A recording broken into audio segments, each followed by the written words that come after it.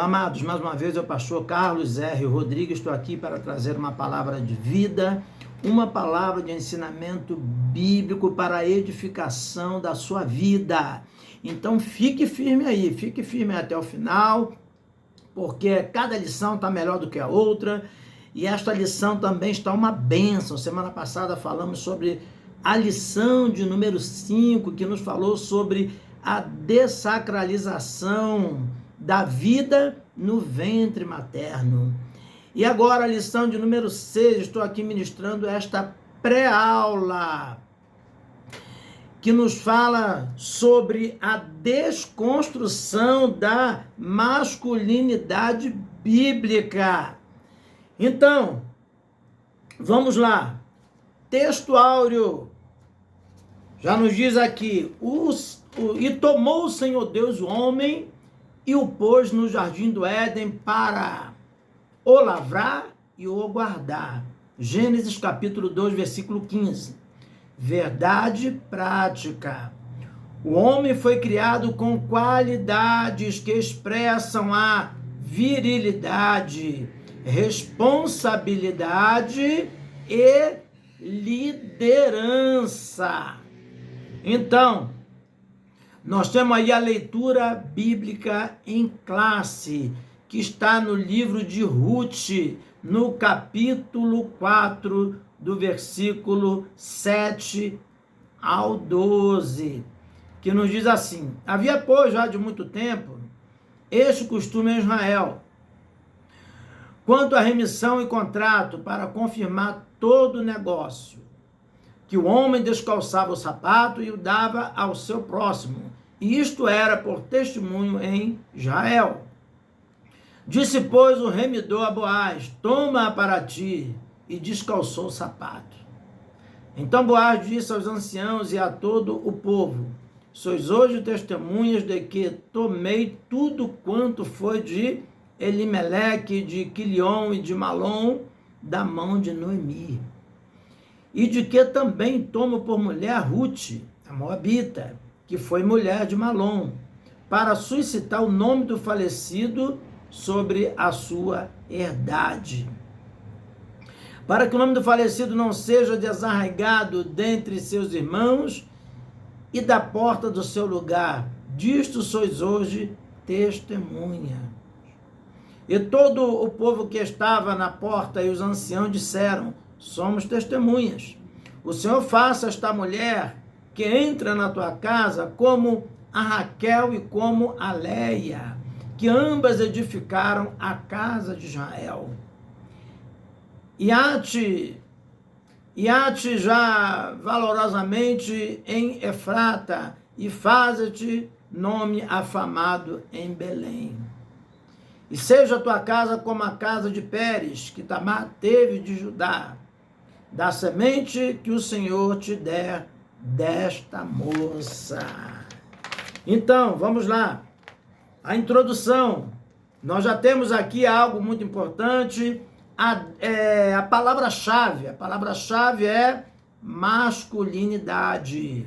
Então, vamos definir aqui o que é masculinidade. Segundo o dicionário, nos diz assim: qualidade de masculino ou másculo. Ou seja, ela define o que é ser homem. Então, masculinidade está ligado a ser homem. Então, masculinidade é a qualidade de masculino, ok? Que nós chamamos de masculinidade. Então, vamos lá ao comentário, introdução. Deixa seu like aí no canal, inscreva-se no canal, ok? Sua inscrição é muito importante, ok? Para que o canal seja reconhecido pelo YouTube e o YouTube indique para outras pessoas e para que o YouTube entenda que o vídeo é relevante. Então deixe seu like, faça um comentário, compartilhe este vídeo. Então tudo isso é muito importante, ok? Principalmente se inscreva no canal, você que ainda não é inscrito, ok? Então vamos lá. Introdução. O conceito progressista de ruptura dos padrões bíblicos atua na desconstrução da masculinidade.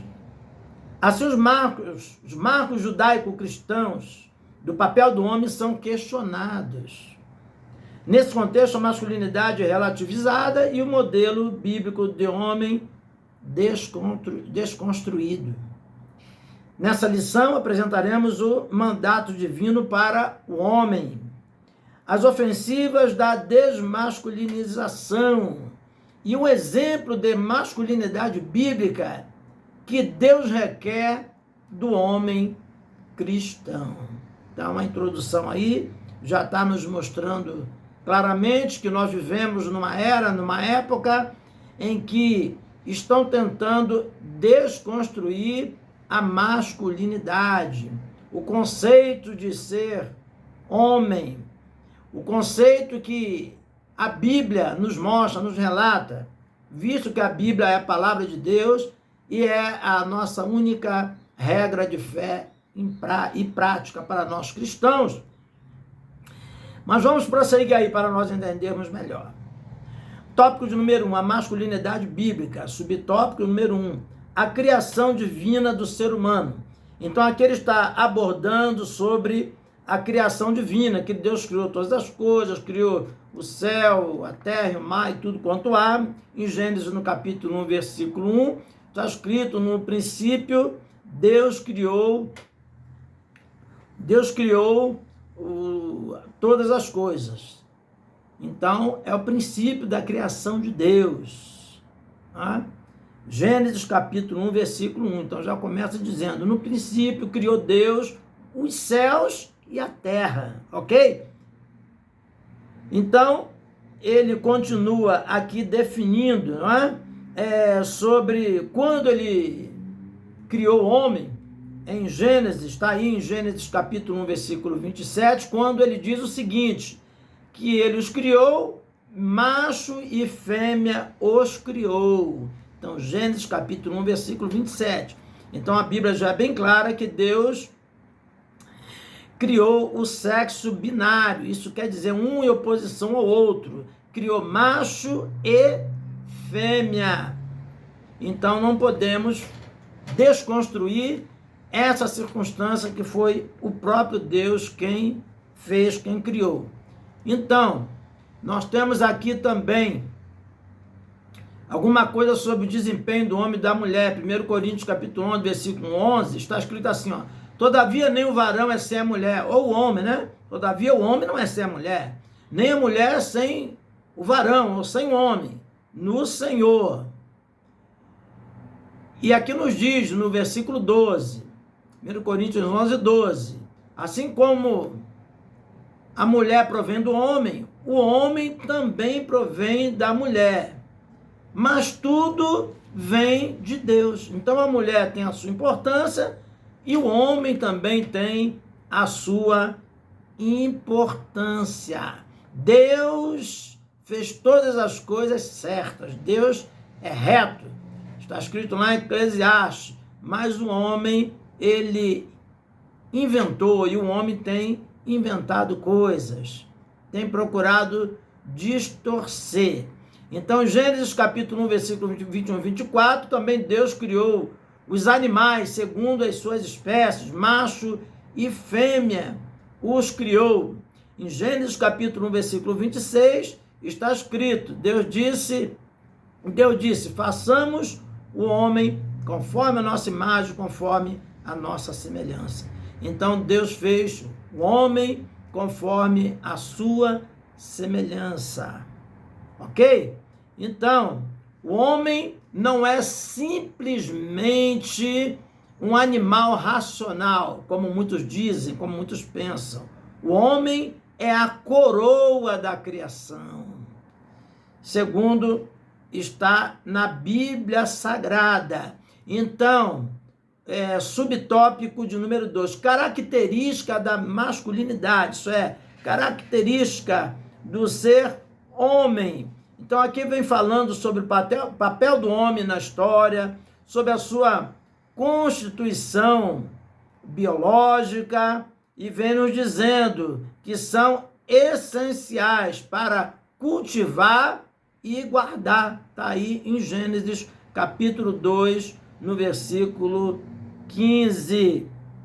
Então, que foram também muito importantes, essas características do homem, para que o homem viesse a prover e ser o protetor.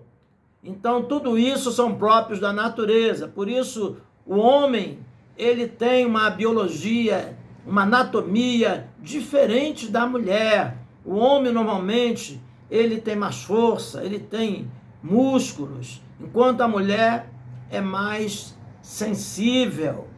A própria psicologia afirma que o homem é mais razão, quer dizer, o homem é mais racional e a mulher é mais emoção, a mulher é mais emocional. Então, tudo isso é para que haja equilíbrio. Deus faz todas as coisas com um significado, com um sentido próprio, e a própria natureza nos mostra isso. Então, está em Efésios, capítulo 5, do versículo 28 a 30, que nos fala que o homem é provedor. Ele foi criado para prover o sustento próprio, o sustento da sua prole, isso quer dizer, da sua esposa, da sua família. E a mulher é uma ajudadora do homem, ela pode colaborar, porém o homem tem essa função aí de ser o provedor e o protetor. Então, nesse aspecto, a Bíblia ensina ao homem a honrar a mulher com toda a dignidade. Está aí em 1 Pedro, capítulo 3, versículo 7. Ali está escrito que o homem deve honrar a sua mulher, dando-lhe honra como vaso mais fracos, para que não sejam interrompidas as suas orações. Então, o homem que desonra sua mulher, que não dá honra à sua mulher, que trata ela, que não trata com carinho, com amor, então ele também vai orar e Deus não vai ouvir, porque agora o homem e a mulher, o casal, se tornou uma só carne. Então é necessário haver comunhão, haver entendimento, haver diálogo, haver conversação, haver perdão, para que haja harmonia na vida do casal. Subtópico de número 3, a liderança masculina. Então Deus confiou ao homem a responsabilidade da liderança, conforme falamos, já falei aí em Gênesis 1:26, que Deus falou, façamos o homem conforme nossa imagem e a nossa semelhança. E também 1 Coríntios, no capítulo 11, no versículo 3, está escrito que Deus é o cabeça de Cristo.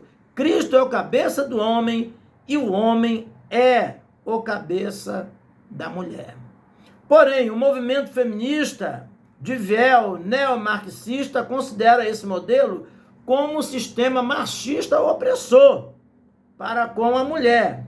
Ao contrário dessa falácia, o apóstolo Paulo revela que o homem deve liderar sua casa do mesmo modo que Cristo lidera a sua igreja. Está aí em Efésios capítulo 5, no versículo 29. Então a liderança do homem é aquela liderança com amor. Não é uma liderança de uma ditadura, mas sim com amor, com compreensão, com carinho, porém não pode deixar de exercer o seu papel de cabeça do lar ou cabeça da mulher, porque assim nos ensina as escrituras sagradas, que é a palavra de Deus. Então, nesse sentido, o exercício da liderança do homem deve evidenciar virtudes tais como fortaleza, sabedoria, coragem, amor e respeito. Então está aí Juízes 6,14, Neemias 6,11 e mais outros versículos aí citados na Bíblia para nossa melhor, respaldando a nossa fala, né? E para a nossa melhor compreensão. Tópico de número 2, a erosão da masculinidade. Isso quer dizer, erosão é queda, né? Erosão é desconstrução. Tópico de número 1, apologia à homossexualidade. Em tempos mais modernos, a ideologia de gênero faz contínuas investidas na legitimação, vamos dizer assim, da homossexualidade. Então, nós não temos nada contra os homossexuais, contra o lesbianismo, contra o homossexualismo. A questão é fazer apologia, é a gente querer achar que tudo isso é normal, que tudo isso está muito certo, e não é assim que a Bíblia ensina, não é? Então, ele vem dizendo aqui, o ser precisa ser masculino e feminino, conforme nós já lemos aí, macho e fêmea, em Gênesis capítulo 1, versículo 27. E nós temos aí em Romanos capítulo 1, versículo 26 e 27, que vem nos falando sobre o contrário à natureza, homem com homem, mulher com mulher. Então tudo isso é antibíblico, é o espírito do anticristo querendo operar. E nós precisamos de ensinar a verdade, para que essas pessoas, muitos deles venham a se libertar dessas práticas antibíblicas, degradante e que traz uma decadência espiritual, uma decadência moral nas famílias, na vida do homem, na vida da mulher, e não é esse o propósito de Deus para o homem e para a mulher. Deus quer o melhor para a sua criação, para as suas criaturas, que são macho e fêmea, homem e mulher. Subtópico número 2 nos fala sobre a responsabilidade negligenciada. Então, essa relativização da masculinidade vem trazer uma falta de responsabilidade na vida do homem, na identidade masculina. Então, Tiago, capítulo 1, versículo 8, nos fala sobre isso, ok? Então, nós temos aí que o homem precisa ser aquela pessoa que seja uma pessoa que tenha atitude, que seja uma pessoa de responsabilidade, a pessoa que trabalhe, uma pessoa que se preocupa com as suas dívidas, com as despesas, com as coisas do lar, com as coisas da casa. Então, tudo isso é muito importante, está mais ligado ao homem, porém a mulher pode ajudar, conforme já falei, e como a Bíblia fala, que ela é uma ajudadora, ok? Mulher é uma adjuntora, ela é uma ajudadora do homem, ela não é escrava do homem, mas sim uma ajudadora. Então nós temos, por exemplo, a mulher lá de Provérbio, capítulo 31, nós temos lá o relato dessa mulher, que é uma mulher que também até trabalha, uma mulher que ajuda, uma mulher que está ali juntinho com o seu esposo, ajudando na administração e na liderança do lar.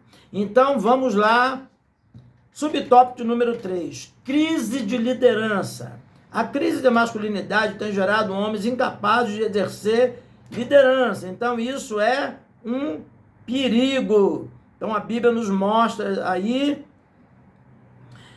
alguns versículos nos mostrando o tipo de homem, né, que a Bíblia relata que o homem deva ser, ok? Então vamos lá.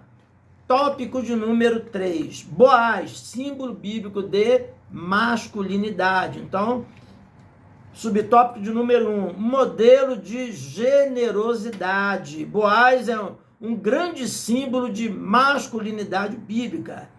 Ele era um parente de Elimeleque. Então está aí no livro de Ruth, né? Está aí. E Elimeleque foi falecido esposo de Noemi, que está aí no livro de Ruth, no capítulo 2, no versículo 1. Ela perdeu o marido e os filhos e somente ficou suas noras, conforme a Bíblia relata em Ruth, capítulo 1, versículo 3, 5 e 16. E depois disso, da peregrinação nos campos de Moabe, Noemi resolve voltar para Belém, e Ruth o acompanha. Então, nós temos aqui a explicação, né?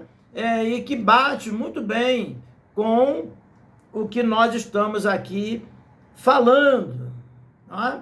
Então, está aí, Ruth 2, 8, Ruth 2, 14, nos fala sobre a proteção, sobre Boaz, que foi um homem protetor, um homem que ele exerceu realmente a sua função como homem, sua masculinidade, responsabilidade, protetor de Ruth. Ele foi o remidor, procurou fazer tudo com responsabilidade, fazer tudo direitinho, reuniu os anciãos da cidade e ali argumentou com aqueles anciãos, porque havia um remidor mais próximo, porém houve um acordo, conforme nós lemos lá no início, não é? Lá no início aqui da lição, aquele costume do remidor descalçar os sapatos e entregar para o outro, né? Assim era feito em Israel, um acordo, um pacto, e assim aquele parente mais próximo não quis remir a Ruth, ou seja, casar com Ruth e comprar as terras que eram de Elimeleque. E assim ele fez tudo direitinho, de acordo como mandava a tradição e a lei da época. Então mostra que assim um homem deve ter responsabilidade. E assim ele veio casar com Ruth, fazendo tudo conforme os conformes da lei, tudo certinho. Então tá aí agora subtópico de número 2, modelo de responsabilidade, não é? Então tá aí mostrando a liderança e honra, né?